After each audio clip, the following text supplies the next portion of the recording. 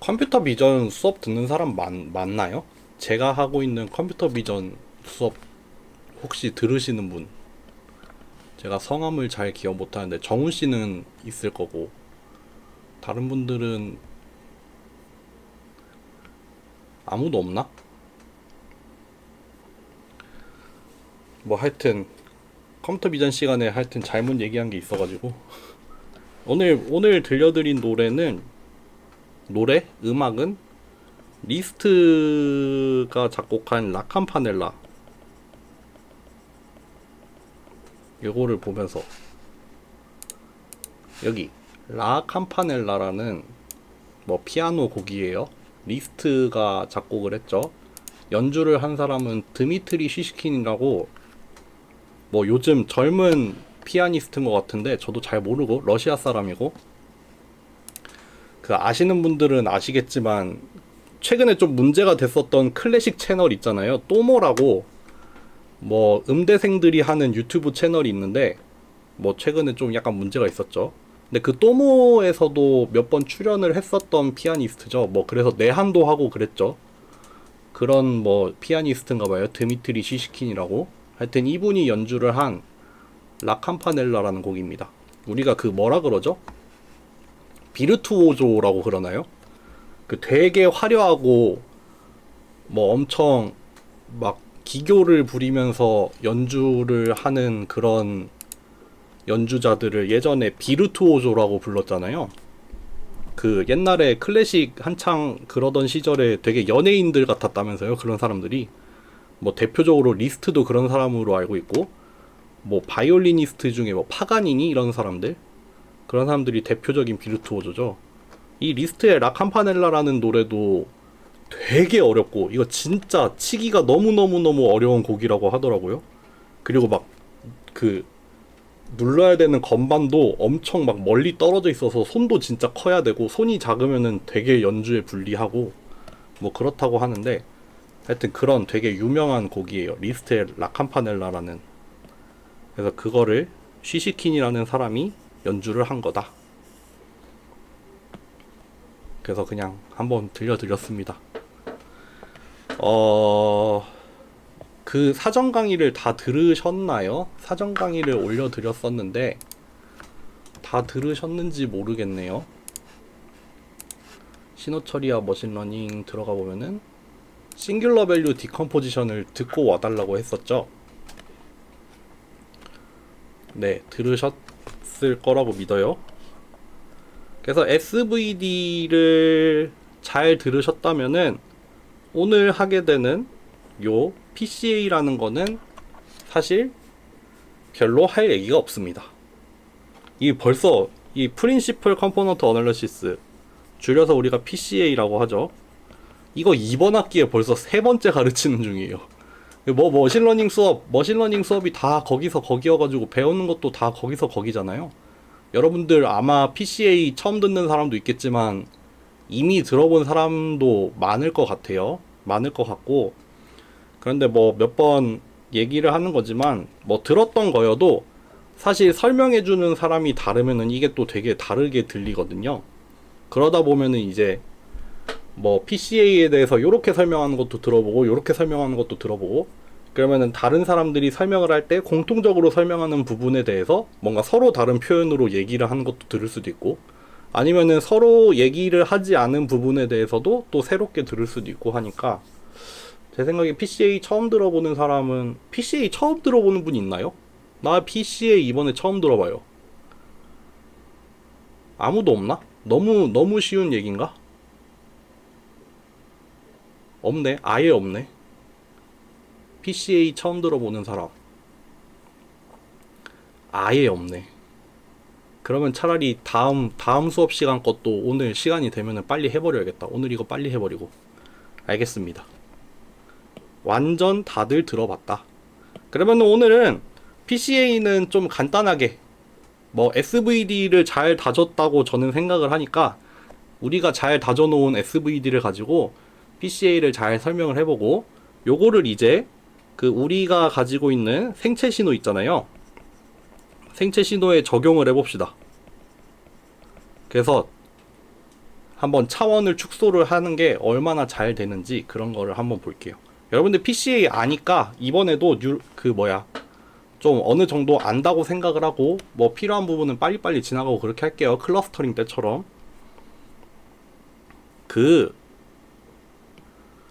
요거를 좀 설명을 해볼게요. 그러면은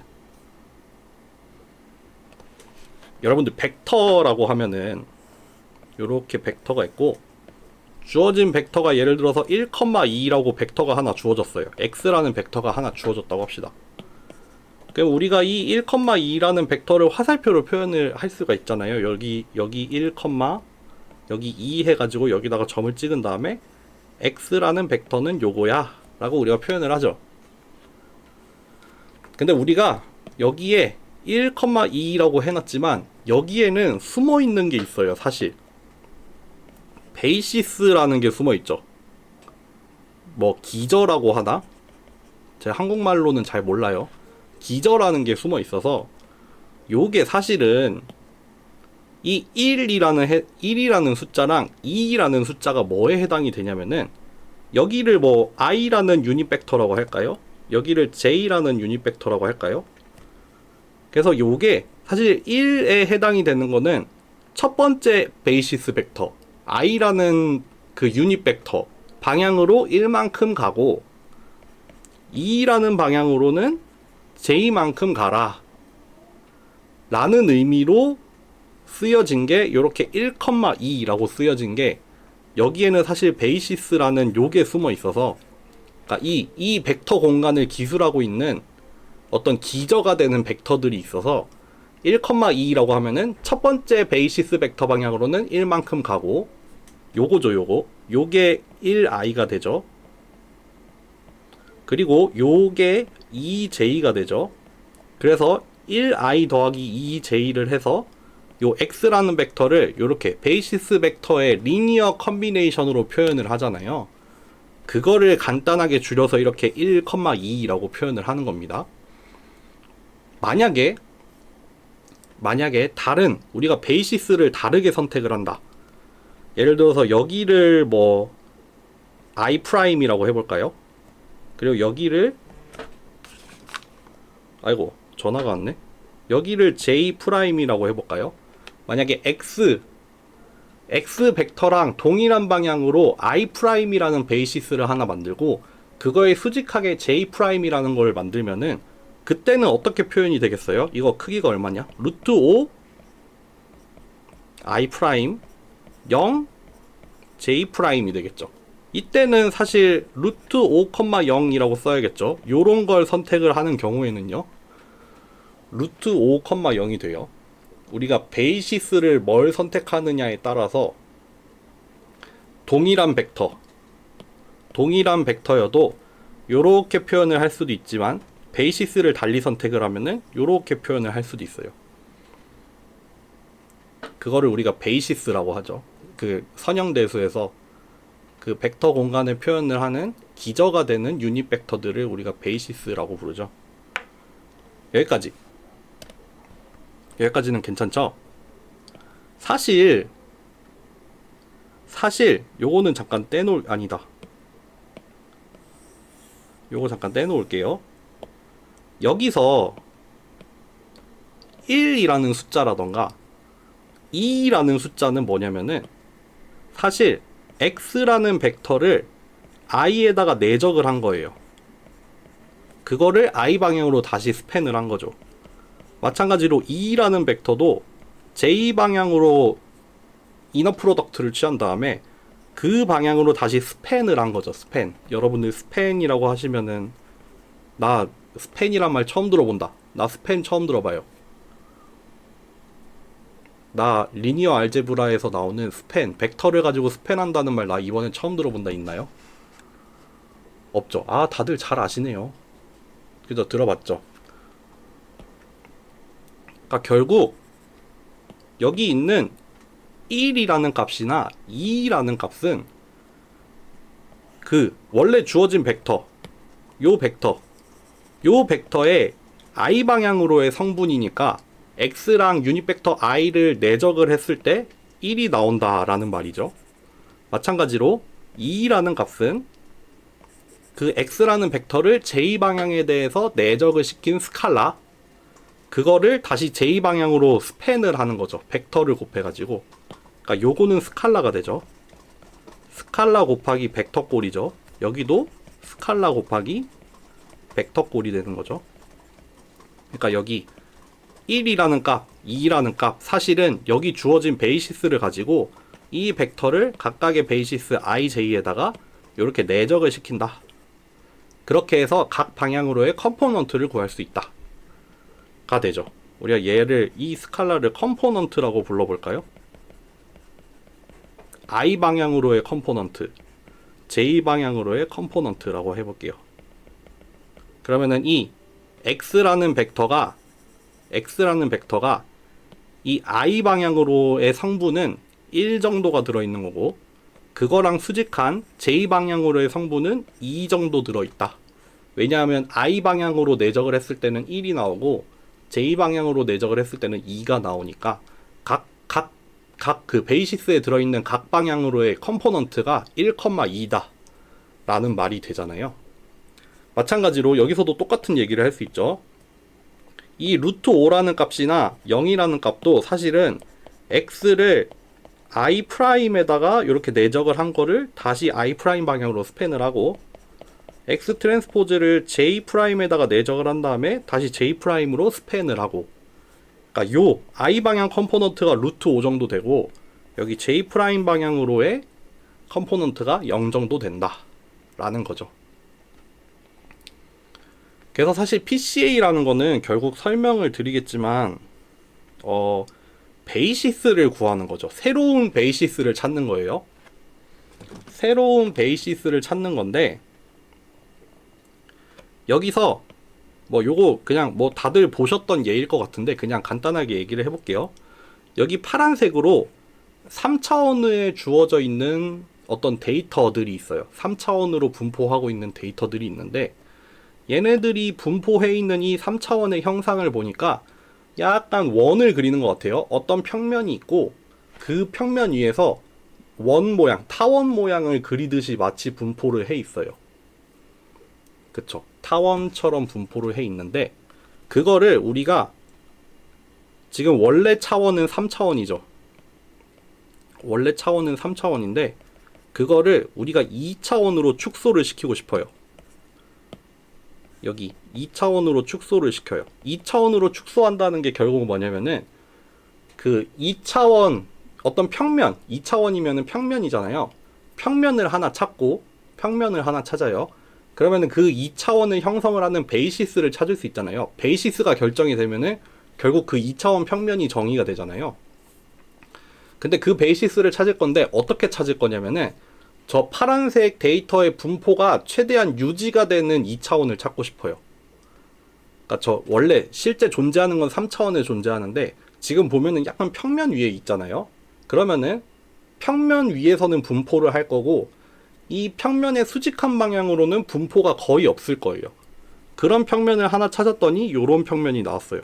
요런 평면이 나왔고, 그때 우리가 선택을 한 베이시스가 여기랑 여기가 돼요. 뭐 예를 들면 여기가 I, 여기가 J가 되겠죠. 그래서 여기 I 방향으로 그리고 J 방향으로 그 파란색 점들을 다 이너 프로덕트를 그 내적을 취해가지고 그 프로젝션을 시켜가지고 요 평면 위에다가 그려봤더니 이 파란색 점들이 요렇게 분포를 해요. 그리고 이 평면과 수직한 방향, 이 평면의 수직한 방향, 이 평면의 수직한 방향에 대한 정보는 날아가게 되죠. 우리가 이 데이터가 분포해 있는데 그거를 프로젝션을 시키잖아요. 만약에 요렇게 벡터가 있는데 얘를 여기다가 이렇게 프로젝션을 시키면은 요 벡터는 요걸로 변환이 되죠. 얘를 여기다가 프로젝션을 시키니까 얘가 될 거예요. 그러니까 요쪽 방향의 정보는 날아가요. 투영을 시킨다는 게 그런 의미죠. 여기 수직한 방향으로 이렇게 뚝 내리는 거니까 저 수직한 성분은 없어지는 거고, 여기 우리가 내적을 취한 요쪽 방향의 성분만 남게 되는 거죠. 그러니까 우리는 지금 우리가 내적 내지는 프로젝션을 시킨 요 축으로는 그 데이터의 분포가 남아있고, 그것과 수직한 요 방향은 사실 여기서 이렇게 이 면에 지금 수직으로 들어가고 나가는 축이 되니까 그쪽 방향의 정보는 날아갈 거예요. 그렇죠? 근데 생각을 해보면은 지금 이렇게 회색으로 찾은 이 평면, 그리고 그거에 대해서 찾아낸 이 베이시스 IJ는 데이터의 분포를 잘 유지하죠.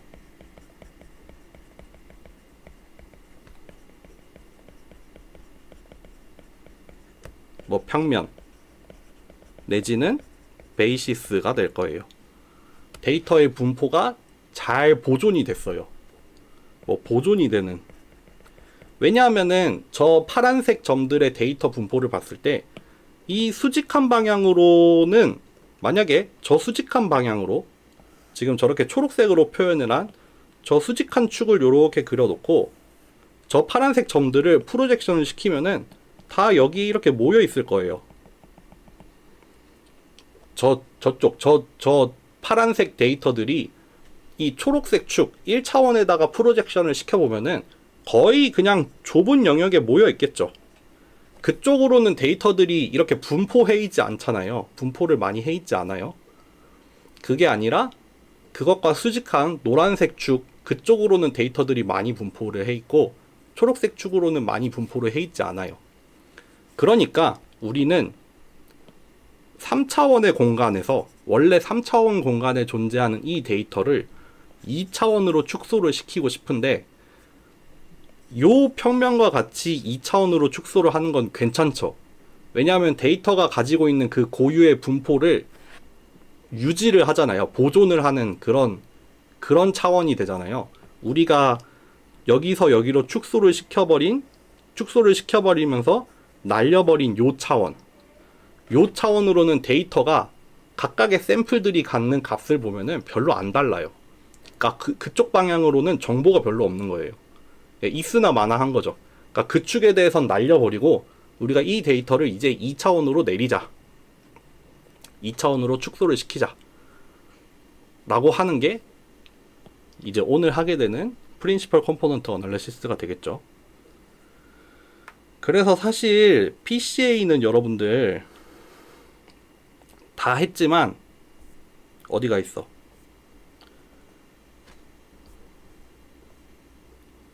요거를 먼저 한번 예를 들어볼게요.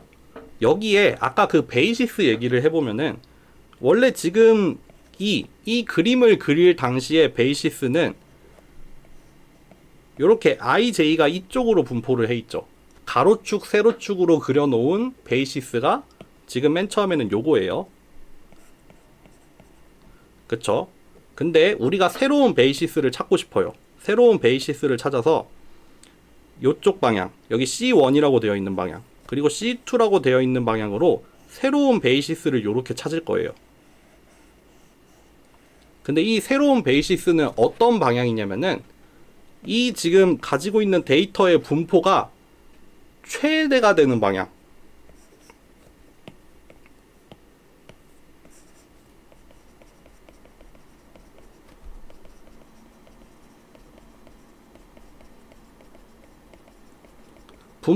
분포가 최대로 보존이 되는 방향, 그런 방향을 찾으려고 하는 거죠.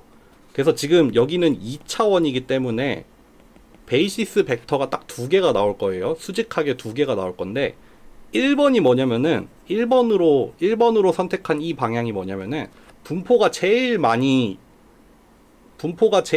유지가 되어 있는 방향, 그리고 C2는 그 다음으로 분포가 많은 방향. 사실 2개밖에 없으니까 제일 적은 방향이 되겠죠.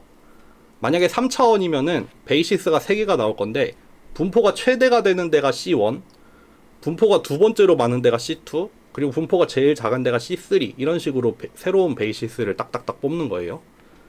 얘를 우리가 뭐라고 불러요? 프린시플 컴포넌트라고 부르죠. 한국말로는 주성분. 왜냐하면은 여기서 예를 들어서 이 C1 방향을 우리가 지금 2차원을 만약에 1차원으로 축소를 한다고 해봅시다. 2차원을 1차원으로 축소를 할 거예요. 근데 우리가 C1을 선택을 하면은 C1에다가 이 파란색 점들을 다 프로젝션을 시켜볼 거 아니에요. 그랬을 때 여기 C1 축으로는 데이터가 이렇게 분포를 해요. 반대로 C2 축으로는 C2 축으로 이 데이터들을 그 프로젝션을 시켜보면은 데이터가 이렇게 분포를 할 거예요. 그러니까 우리는 얘를 선택을 하는 게 더 좋겠죠. 1차원으로 줄일 거면 C2보다는 C1을 선택을 할 거예요. 그게 아니라 여기 중간에 어중간한 요쪽 축 방향으로는 요렇게 중간 정도가 나오겠죠. 요거는 중요한 게 아니고.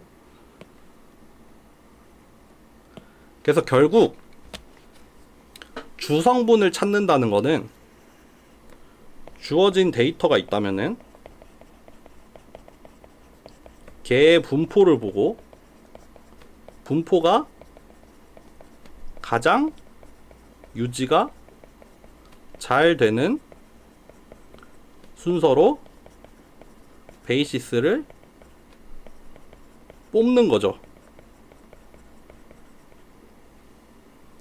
뭐 2차원이라면은 벡터 2개를 뽑을 건데 제일 분포가 최대가 되는 방향, 그리고 그 다음으로 분포가 유지가 되는 방향. 3차원이면은 베이시스 3개 뽑을 건데 막 이렇게 돌려가면서 찾아본 다음에 그 중에서 분포가 최대가 되는 첫 번째 축, 그 다음으로 분포가 유지가 되는 두 번째 축, 그 다음으로 유지가 되는 세 번째 축, 요 세 개를 뽑을 거예요. 10차원이면은 벡터를 10개 뽑을 거예요. 다 오소고널하게 뽑을 거예요. 그래서 첫 번째 벡터는 분산이 제일 큰 방향, 두 번째 벡터는 두 번째로 큰 방향, 세 번째 벡터는 세 번째로 큰 방향. 그래서 그 순서대로 우리가 그 각각의 축들을 프린시플 컴포넌트, 주 성분이라고 부를 거예요. 분포가 최대가 되는 데니까. 그래서 그러면은 그 PCA라는 거, 그 프린시플 컴포넌트라는 거 어떻게 뽑냐? 그거 그래서 어떻게 뽑냐라고 물어보면은 너무 쉬워요. 너무 쉬워요. 주어진 데이터가 있으면은 이게 D 차원에 N개 샘플이 있다고 합시다. D 차원에 N개 샘플이 있으면은 걔에 대한 코베리언스를 하나 구해요. 샘플 코베리언스를 하나 구해요. 그러면은 걔는 D 바이 D 차원의 매트릭스가 하나 나오겠죠. 요 D 바이 D 차원, 얘에 대해서는 평균을 취할 거고, 그래서 남는 게 D 바이 D 차원으로 나올 거예요. 그러면은 그 코베리언스 매트릭스에다가 싱귤러 밸류, 이거 C라고 쓰지, 이거 C라고 씁시다. 이거 C라고 합시다. C에다가 싱귤러 밸류 디컴포지션을 취해요. 싱귤러 밸류 디컴포지션을 취하고, 그 다음에 뭘 하면 된다? 우리의 프린시플 컴포넌트는 뭐다?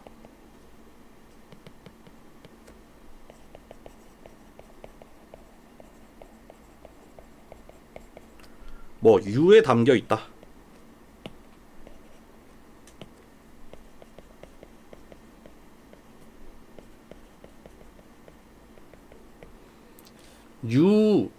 우리가 싱귤러 밸류 디컴포지션을 하면은 U가 오소고날 매트릭스로 나오잖아요. 그리고 여기 시그마 안에 싱귤러 밸류가 대체로는 내림차순으로 정렬이 되어 있어요. 그러면은 뭐 예를 들어서 우리가 싱귤러 밸류 디컴포지션을 해봤더니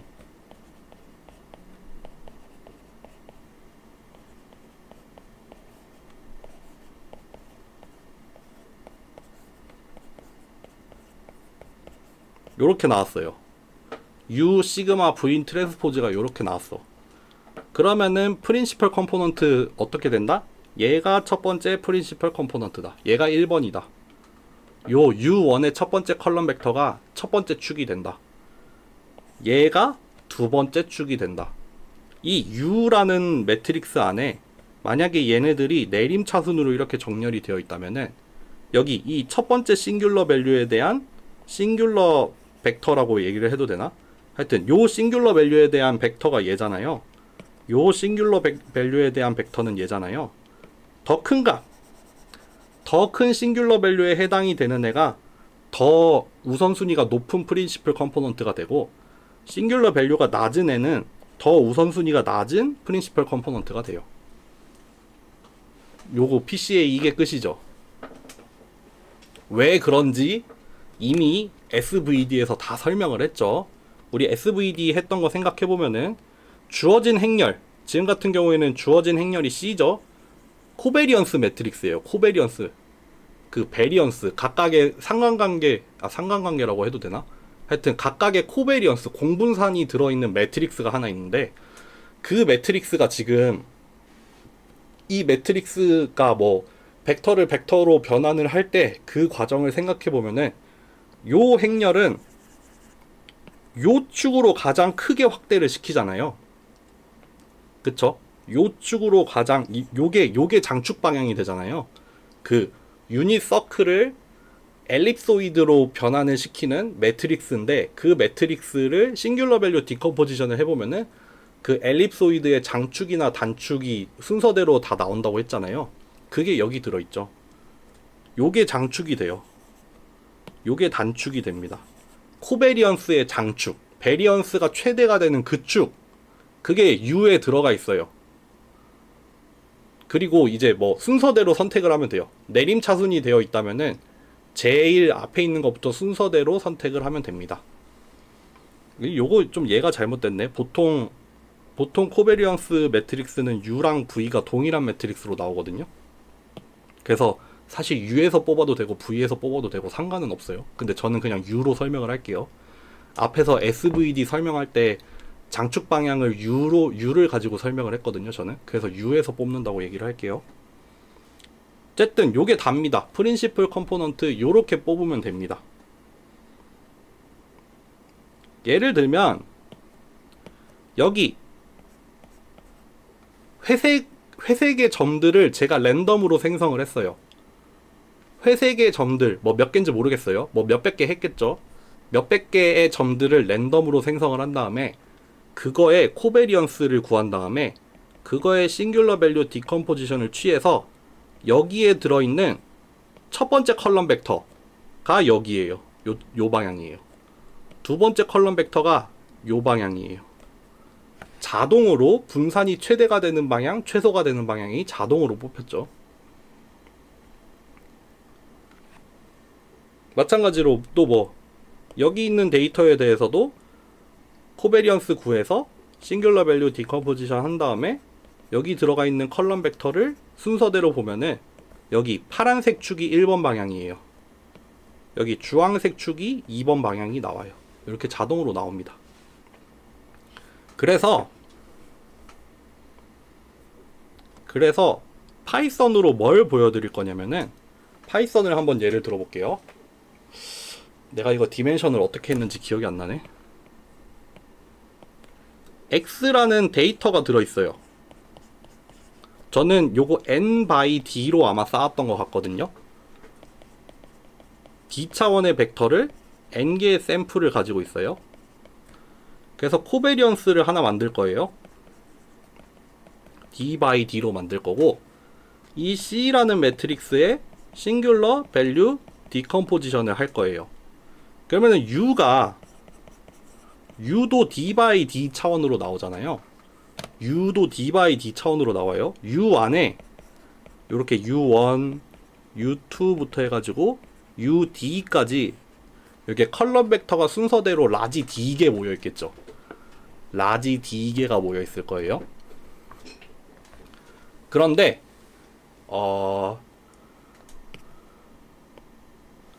요렇게 한번 해봅시다. 우리가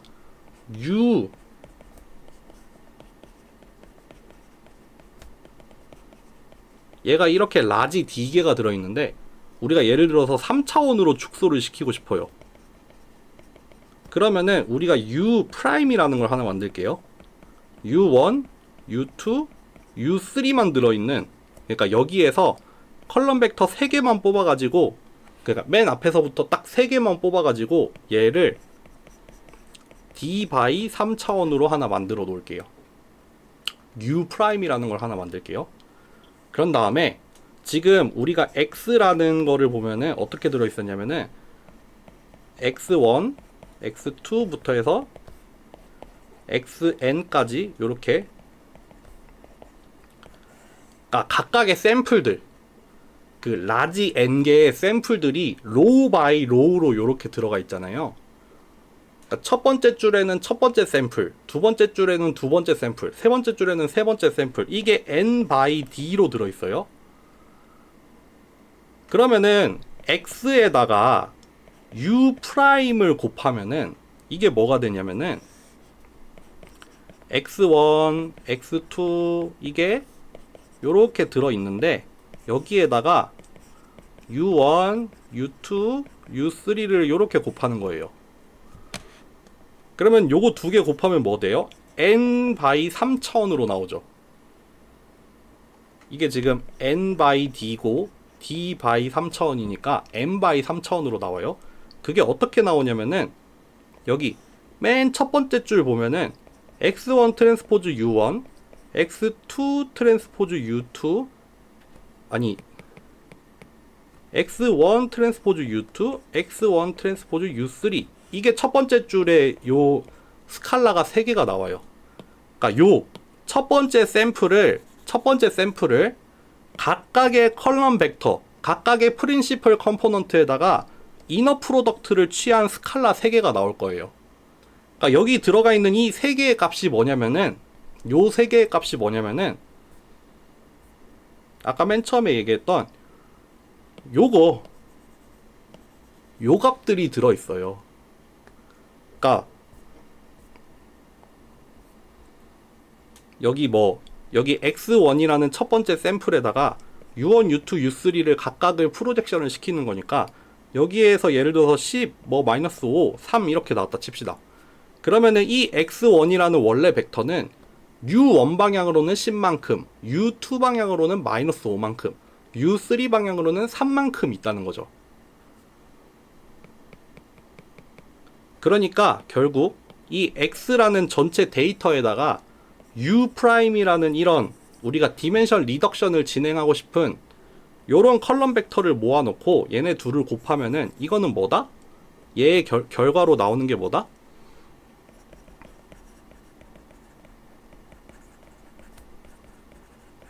그러니까 이렇게 씁시다.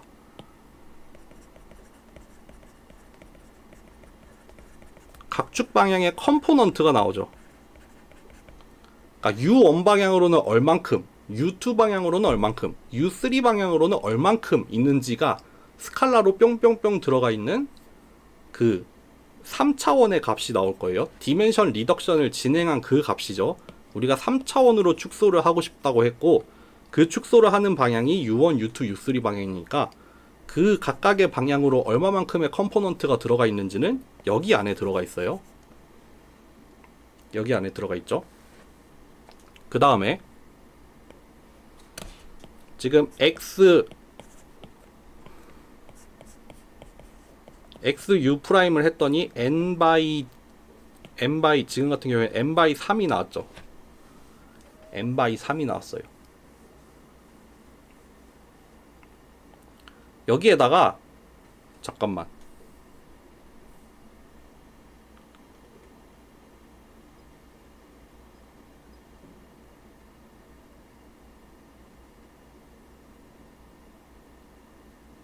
이거 차원이 되게 애매하네. 여기에다가 U 프라임의 트랜스포즈를 다시 곱해 볼게요. 그럼 요거는 3 by D 짜리를 다시 곱하죠. 이게 무슨 일이 일어나겠어요? 지금 X1 트랜스포즈 U1, X2 트랜스포즈 X1 트랜스포즈 U2, X1 트랜스포즈 U3가 이렇게 들어가 있죠. 여기에다가 뭘 곱한다? U1, U2, U3를 이렇게 곱한다. 이렇게 3 by D짜리를 이렇게 곱할 거다. 잠깐만, 이거는 좋은 예가 아닌 것 같은데?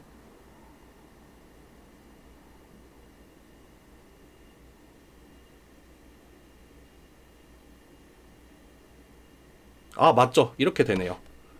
그럼 이렇게 또 두 번째 샘플에 대해서 U1, U2, U3 방향의 컴포넌트가 이렇게 들어있고 세 번째 샘플에 U1, U2, U3 방향이 이렇게 들어있죠. 요게 라지 N개가 쌓여있는 행렬일 거예요. 근데 요거 두 개 곱하면은 다시 n by d 짜리가 나올 거예요. n by d.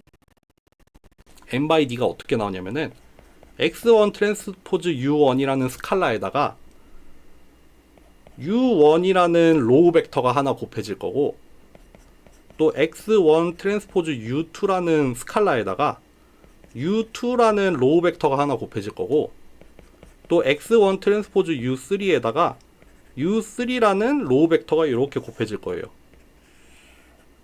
첫 번째 로우가 이렇게 생겼어요. 이게 뭐예요? u1 방향으로의 u1 방향, 그 u1이라는 베이시스 방향으로 요만큼의 컴포넌트를 가지고 있다고 했잖아요.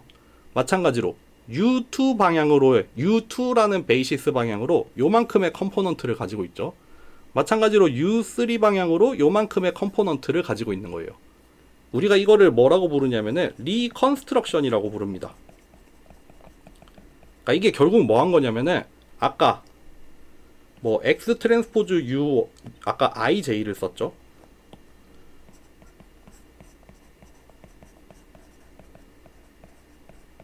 요거였잖아요. 뭐 i 방향으로의 컴포넌트를 곱한 다음에 그 방향으로 다시 스팬을 하죠. 또 j 방향으로 컴포넌트에다가 그 방향으로 스팬을 하죠. 지금 그거 하는 거예요. u1 방향으로의 컴포넌트에다가 다시 스팬을 하고, u2 방향으로의 컴포넌트에다가 다시 스팬을 하고, u3 방향으로의 컴포넌트에 다시 스팬을 하고. 그러니까 우리가 u라는 행렬, 싱귤러 밸류 디컴포지션을 해가지고 u라는 행렬을 얻은 다음에 거기서 우리가 원하는 개수의 컬럼 벡터만을 취해와요. 3차원으로 줄이고 싶으면 3개만 가져와요. 그 다음에 전체 데이터에다가 이 u'이라는 벡터를 곱하면 일단 그 방향으로의 프로젝션을 시킨 값 3개가 나올 거고, 그거를 다시 u 트랜스포즈 u'의 트랜스포즈로 다시 스팬을 시키면은 다시 벡터가 튀어나오게 되는 거죠. 그래서 d 차원의 공간에 있는 그 벡터가 다시 튀어나올 거예요. 그래서 이렇게 리컨스트럭션을 하면은 다시 d 차원으로 리컨스트럭션을 해서 d 차원 벡터를 다시 볼 수가 있게 돼요. 물론 d 차원에 존재하는 건 d 차원에 있지만 사실은 3차원의 하이퍼플레인을 형성을 하고 있겠죠. 아까 여기 예를 들었던 여기에서 지금 프로젝션을 시킨 검은색 점들, 여기에 프로젝션이 된 검은색 점들은 사실상 3차원 공간에 존재하지만 2차원 평면 위에 있는 점들이잖아요. 그 점들의 위치를 다시 계산을 해보겠다. 그게 리컨스트럭션이죠. 그거까지 할 겁니다, 오늘. 해서 요거를 파이썬으로 봅시다. 파이썬으로 가봅시다. 안 쉬어도 되죠? 그냥 바로 갈게요.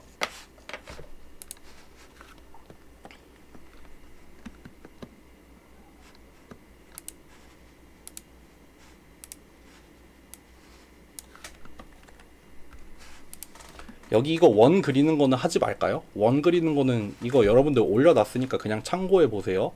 랜덤 샘플 생성해 가지고 각 축 얻어내는 거를 그냥 해본 거예요.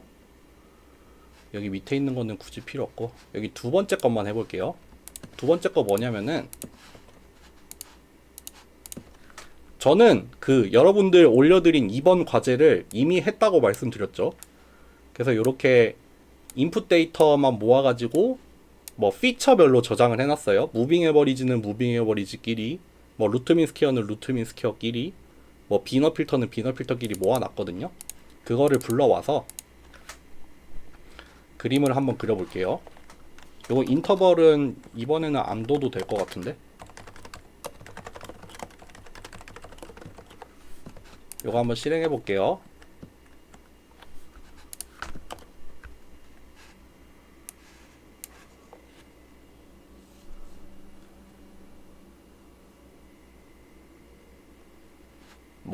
뭐야.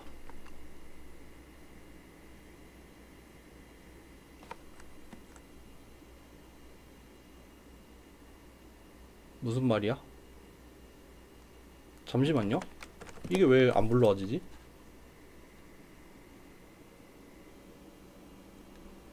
이거 1을 하면 왜 틀렸지? 2는 되나?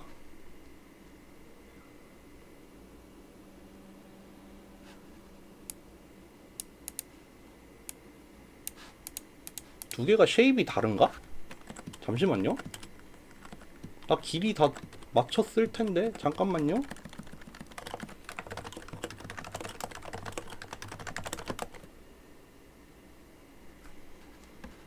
아웃라이어 제거하는 걸 좀 잘못했나? 아, 이거 왜 길이 다르냐? 아, 이거 왜 길이가 다르지?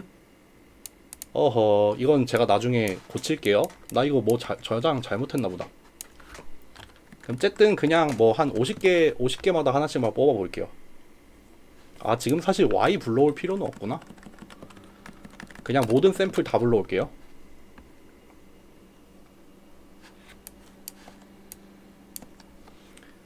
그 전체 데이터예요. 전체 데이터. 그 저희가 지금 동작을 총 13개를 막 뭐 5번씩 반복을 하잖아요. 그 전체 샘플을 하나에다가 다 모아놨어요. 모든 채널의 데이터가 다 들어가 있어요. 그래서 이거 쉐입을 보면은 너무 큰가? 전체 한 54만 개 데이터가 6차원으로 들어가 있는 거예요. 그러니까 전체 샘플을 다 모아놨어요. 그러면은 우리가 해야 할 일은 여기에서 코베리언스를 구하죠. 요렇게 구할 거예요. 그래야지 우리가 원하는 디멘션으로 요렇게 나오거든요. D by D 차원으로 6 by 6으로 요렇게 코베리언스가 나와요. 요거에 대해서 싱귤러 밸류 디컴포지션을 할 거예요. 싱귤러 밸류 디컴포지션을 해서 USV로 저장을 해올 거거든요. 근데 이게 우리가 약속을 한 그 디멘션이랑 약간 달라요. S 같은 경우에는 그냥 벡터로 나오거든요. 다이어고널 매트릭스니까 사실 그 벡터만 있으면 다 되거든요. 그래서 이거 같은 경우에는 벡터를 다이어고널 매트릭스로 바꿔주는 함수예요. 뭐 반대로도 돼요. 지금 같은 경우에는 벡터를 넣어서 매트릭스를 바꿔주는 함수고, V 같은 경우에는 트랜스포즈를 해서 나와요. 트랜스포즈를 한 채로 나옵니다. 그래서 다시 한번 뒤집어 줄 거예요. 뭐 사실 우리가 하는 일이랑 관련은 없어요. 근데 어쨌든 결국에는 C라는 매트릭스랑 U, 시그마, V의 트랜스포즈랑 요거 두 개가 같게 나와야 이게 제대로 이루어진 게 되겠죠. 한번 실행해 볼게요. 아, 요렇게 비교하면 어려우니까 요거 두 개를 뺄게요. C라는 매트릭스랑 U 시그마 V 트랜스포즈랑 얼마나 같은지를 볼게요. 이렇게 빼보면은 요렇게 나와요. 이거 뭐 실수로 나왔지만 다 10의 마이너스 20승, 10의 마이너스 19승 이렇게 나오니까 0이에요. 사실상 0이거든요. 그러니까 모든 자리에서 다 0이 나왔죠. 이 6x6의 매트릭스가 서로 두 개가 같다라고 볼 수 있겠죠. 그렇고 그 중에서 우리는 U 행렬을 한번 볼게요. U 행렬이 이렇게 생겼어요. 그 중에서 여기 첫 번째를 우리가 첫 번째 프린시펄 컴포넌트, 가장 우세한 컴포넌트로 볼 거고, 이 두 번째 벡터를 두 번째로 우세한 컴포넌트, 세 번째 이 벡터를 세 번째로 우세한 그 방향, 그렇게 볼 거예요. 그러면은 우리가 예를 들어서 뭐 3차원으로 줄인다고 해봅시다. 3차원으로 줄여요. 그러면 U라는 행렬을 요렇게 맨 처음부터 딱 3개만 가지고 올게요.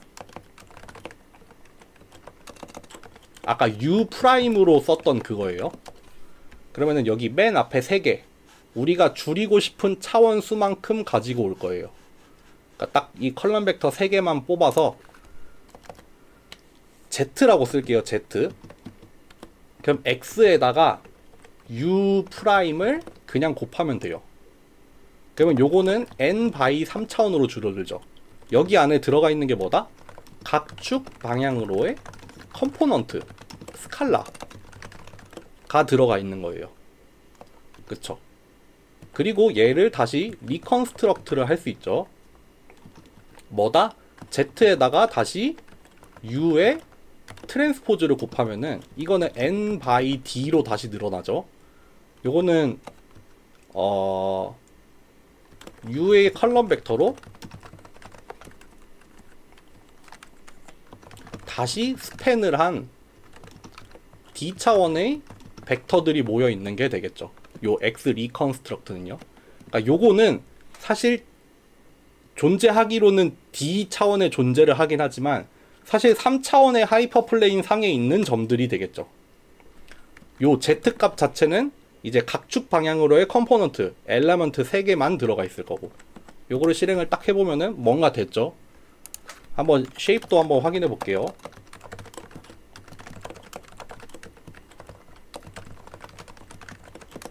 그럼 요렇게 n by 3, n by 6 차원으로 이렇게 돼 있습니다. 요거를 이제 확인을 해야 돼요. 확인을 해야 되는데 확인을 한번 해볼게요. 요걸로 한번 그려볼게요. 일단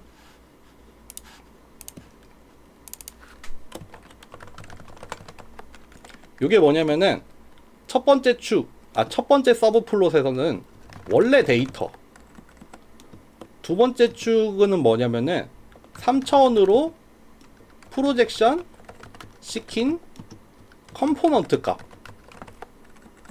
요 세 번째 거는 뭐냐면은 다시 D 차원으로 리컨스트럭트 내지는 스팬한 벡터, 이렇게 되겠죠. 요거 한번 실행해 볼게요. 그럼 요렇게 그래프가 나옵니다. 여기 첫 번째 같은 경우에는 그 원래 데이터가 들어있고, 여기 두 번째 같은 경우에는 뭐냐면은 그 베이시스를 3개를 뽑았잖아요. 그래서 첫 번째 축으로 이너 프로덕트 시킨 값, 두 번째 축으로 이너 프로덕트 시킨 값, 세 번째 축으로 이너 프로덕트 시킨 값, 각각의 샘플마다 스칼라가 3개씩 나오니까 지금은 그래프가 3개가 나오죠. 라인이 3개만 나올 거예요. 전체 54만 개에 대해서 딱 3개씩 그려져요. 그거를 가지고 다시 스팬을 시켜서 요거랑 같은 차원으로 복귀를 시킨 그림이 이거예요. 이렇게 보면은 좀 어려우니까 이렇게 리밋을 좀 줘봅시다. 같은 그 가로축으로 똑같이 잘라볼게요. 아, 이러면 너무 한데 이렇게 볼까? 타이트도 좀 쓸게요.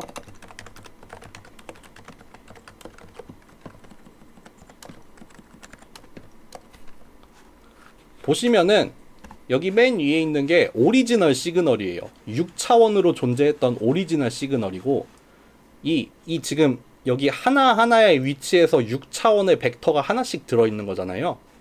근데 그 6차원의 벡터를 그 U라는 벡터 3개를 뽑아가지고 각각의 방향으로 이너 프로덕트를 취하니까 스칼라가 3개가 튀어나오겠죠. 그러니까 여기 뭐 예를 들어서 2000번째 샘플에 대해서 스칼라가 3개 나온 거예요. 그거를 그래프로 쭉 그려놨어요. 이거 순서를 한번 살펴보면은 약간 U1이라고 씁시다.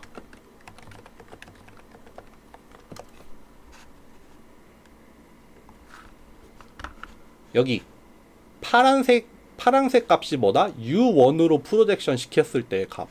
주황색 값이 뭐다? U2로 프로젝션 시켰을 때의 값. 세 번째 게 U3로 프로젝션 시켰을 때의 값이에요. 당연히 U1이 제일 많이 크게 변하죠. U1이 가장 우세한 프린시플 컴포넌트니까요. 그러니까 그 방향으로 가장 많이 값들이 바뀌어요. 그 다음 U2 방향으로 제일 많이 변화를 할 거고, 그 다음 U3 방향으로 변화를 제일 많이 할 거예요. 지금 신호를 보면은 이렇게 출렁출렁 가고 있잖아요. 그게 마치 첫 번째 컴포넌트에 제일 많이 반영이 된 것처럼 보이죠. 물론 이 두 번째 컴포넌트나 세 번째 컴포넌트도 어떤 신호의 디테일들을 살려주긴 하겠지만, 일단 가장 우세하게 따라가고 있는 것처럼 보이는 거는 이 첫 번째 컴포넌트겠죠. 그거를 가지고 다시 U1, U2, U3를 가지고 스팬을 시켜요. 그럼 6차원 벡터가 다시 나오죠.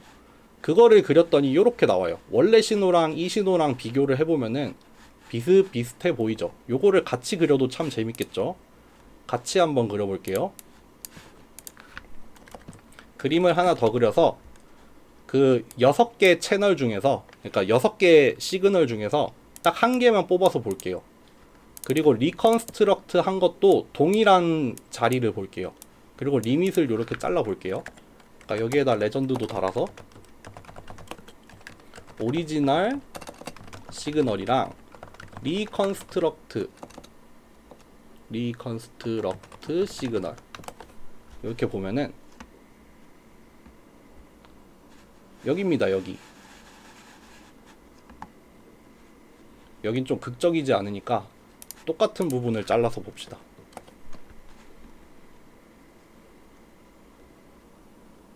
여기는 별로 비슷하지도 않네요. 되게 많이 다르네. 어디를 잘라서 볼까? 아니면은 요 빨간색 시도를 볼까요? 지금 이게 몇 번째인지 여기도 레전드 한번 달아볼게요.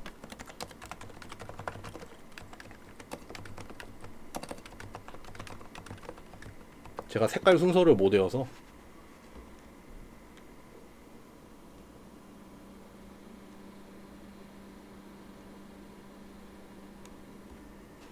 빨간색이 4번. 그러면 3으로 한번 그려봐야겠다.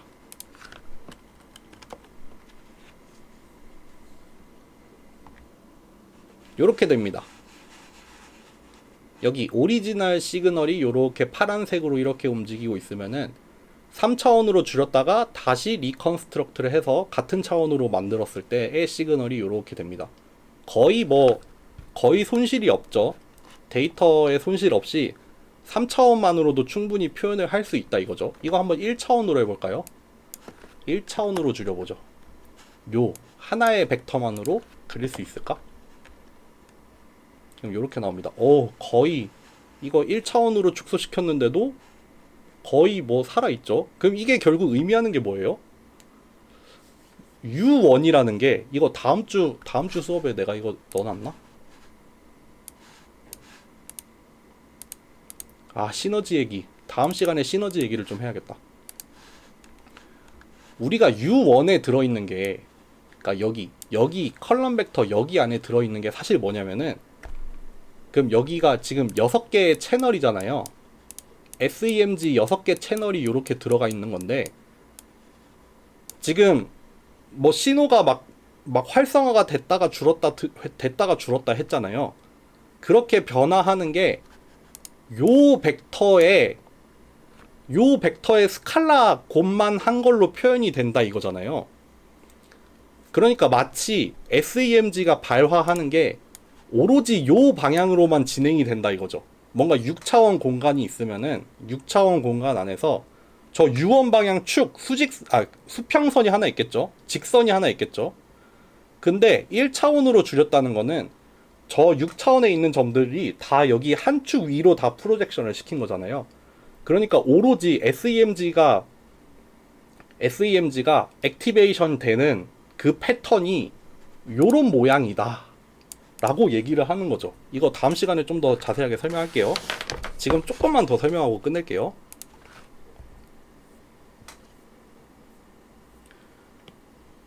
만약에 U1을 뽑아봤더니 1, 0, 2, 0, 0 6개죠 지금.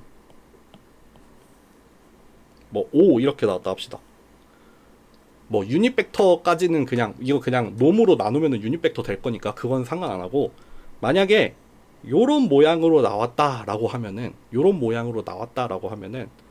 우리가 6차원으로 이렇게 시간축에 대해서 그렸을 때 막 이렇게 신호가 막 이렇게 나왔다 이거잖아요. 근데 이게 어느 시점에서 그 샘플을 뽑더라도 요거 곱하기 스칼라 꼴로 보인다 이거잖아요. 요거 곱하기 스칼라다. 그러니까 예를 들어서 여기가 2두박근이에요. 여기가 3두예요. 여기가 삼각근이에요. 그러면은 이 SEMG 신호가 지금 발화하는 패턴이 오로지 얘에 비례하게 나타난다 이거잖아요. 1차원으로 줄였을 때 예를 들면은 근전도 신호가 오로지 요 방향으로만 발화가 된다는 거예요. 그러니까 만약에 그래프를 그린다면은, 만약에 얘를 빨간색으로 그리고 얘를 초록색으로 그리고 얘를 노란색으로 그린다 쳐요. 빨간색이 요렇게 왔다 갔다 하면은 파란색은 정확히 그거의 2배로만 이렇게 왔다 갔다 할 거고, 주황색은 이렇게 5배로 이렇게 왔다 갔다 한다는 말이잖아요. 그러니까 항상 요 패턴으로만 SEMG가 액티베이트가 된다, 내지는 측정이 된다, 그런 말이죠. 그러니까 요게 마치 뭘 의미하냐면은, 근육들이 발화하는 패턴이 되죠. 내지는 상대적인 신호의 비율이 되는 거죠. 항상 요러한 조합으로 근전도 신호가 관측이 된다, 이런 말이 되잖아요. 그러니까 뭐 요게 이두박근이라고 하면은 이두박근이 1 정도 활성화가 될 때 3두가 한 2 정도 활성화가 되고, 뭐 삼각근이 한 5 정도로 활성화가 된다. 여러 개의 근육이 동시에 쓰이잖아요. 동작을 할 때, 어떤 동작을 할 때 근육이 하나만 쓰이는 게 아니라 여러 개의 근육을 조합을 해서 동작을 만들어내는데, 그 발화되는 패턴을 봤더니 그 프린시펄 컴포넌트가 요렇게 나타났다라는 말은 근육이 마치 요거에 비례하게 액티베이트가 된다, 그런 말이 되잖아요. 그런 게 있어요. 그런 거를 한번 다음 시간에 설명을 해볼게요. 디멘셔널 리덕션을 한다는 게 그냥 수학적으로는 그냥 다차원에 있는 거를 이렇게 낮은 차원으로 축소를 시키는 그런 건데, 이게 이제 근전도에서 활용이 될 때는 그 근육 다음 시간에 얘기를 하게 될 거를 약간 스포일러를 드리자면은 머슬 시너지 내지는 뭐 모터 코디네이트 이런 얘기를 할 거거든요.